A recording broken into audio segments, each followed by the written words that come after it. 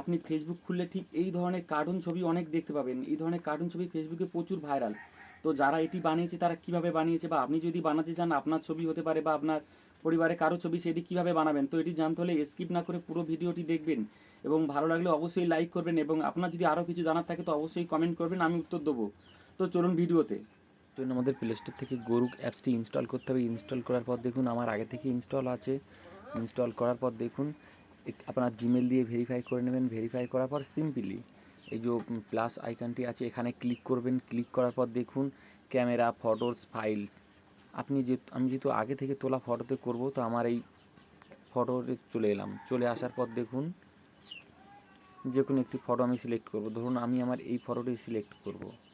তো ফটোটা ক্লিক করলাম। ক্লিক করার পর দেখুন এখানে কিছু লিখতে বলছে। তো আমি এখানে লিখব turn this turn this image IMA image turn this image into Ghibli Ghibli style art. Just এটুকু লিখব। লিখে এই যে একটি আইকন আছে না, তীর চিহ্ন, এইখানে ক্লিক করব। ক্লিক করার সঙ্গে সঙ্গে দেখুন এটি ছবিটি তৈরি হওয়া শুরু করছে। একটু সময় নেবে, আপনারা ওয়েট করে যাবেন, একটু সময় নেবে। দেখুন ছবিটি আসছে, আমি দেখতে পাচ্ছি। বাহ, ছবিটি খুব সুন্দর আসছে।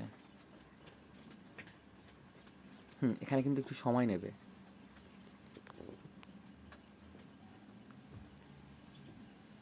দেখুন আশ্চর্য, আমার ব্যাকগ্রাউন্ডটা পুরো কোনো কিছু নেই, কিন্তু এখানে দেখুন ব্যাকগ্রাউন্ডে একটা সিনারি চলে এসছে, খুব সুন্দর লাগছে।